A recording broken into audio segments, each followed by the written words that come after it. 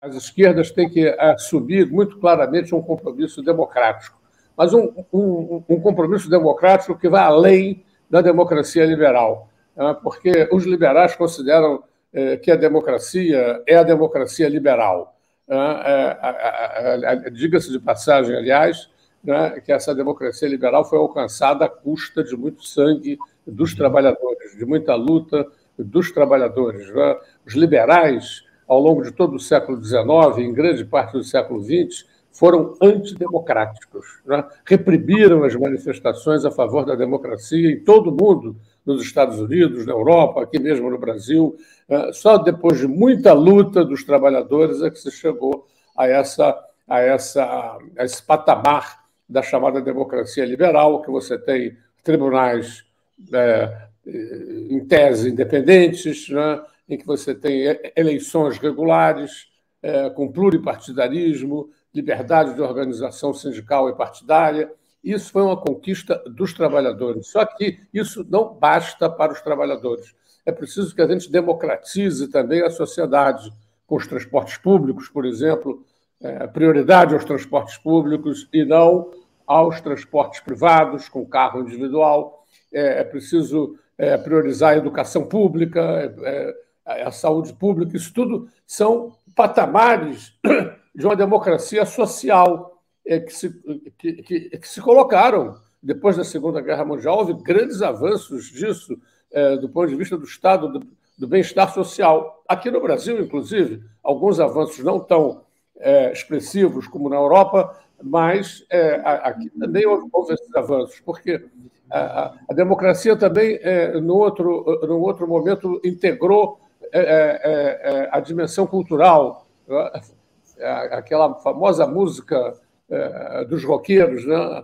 A gente não quer apenas comida, a gente quer também acesso aos bens culturais, a democratização da cultura e, finalmente, mais recentemente, a democratização do meio ambiente. Então, você vê que o governo de esquerda deveria estar preocupado em abrir a discussão na sociedade sobre a necessidade de avançar a democracia para além da democracia liberal. É preciso criar a democracia social, a democracia econômica, em que o patrão na empresa não seja um déspota.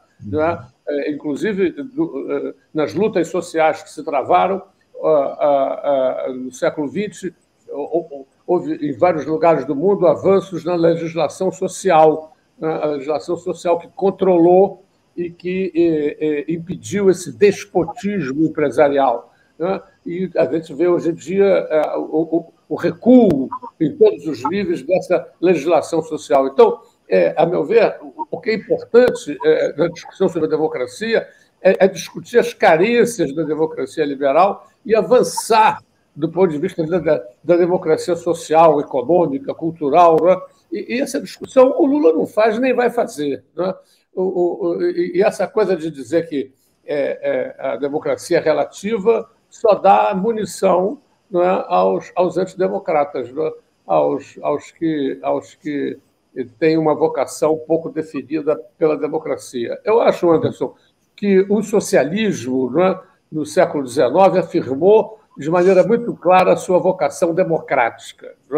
Infelizmente, em função de uma série de circunstâncias, que a gente pode discutir aqui, se vocês resolverem fazer disso o tema de um programa, o socialismo, no século XX, encaminhou-se no sentido daquilo que eu chamo o socialismo autoritário, ou seja, realizou grandes reformas sociais e econômicas que beneficiaram os interesses das classes trabalhadoras, porém, não foi capaz o socialismo do século XX de democratizar radicalmente a sociedade, de estabelecer padrões de liberdade, de organização econômica, ou melhor, padrões de liberdade de organização sindical e partidária.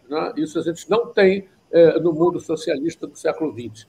Então, eu penso que cabe aos movimentos dos trabalhadores do século XXI retomar a perspectiva de um socialismo democrático, fazer a crítica da democracia liberal. Esse é um debate político fundamental. Os liberais têm uma hegemonia clara aqui nos meios de comunicação e colocam o patamar da democracia liberal como se fosse o fim da história, como se fosse o fim da linha. Né?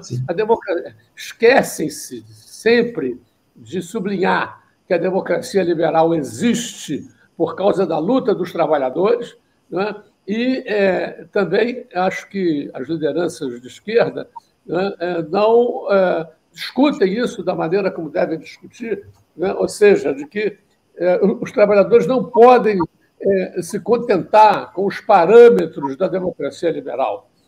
São parâmetros insuficientes, são parâmetros interessantes, conquistados pelos trabalhadores, mas são parâmetros ainda muito insuficientes do ponto de vista dos interesses dos trabalhadores, né? Que precisam alcançar padrões de democracia política, sem dúvida, mas avançando, né? Padrões de democracia econômica, social, cultural e ambiental. Né? É preciso que a democracia alcance esses parâmetros que estão longe de serem alcançados no Brasil.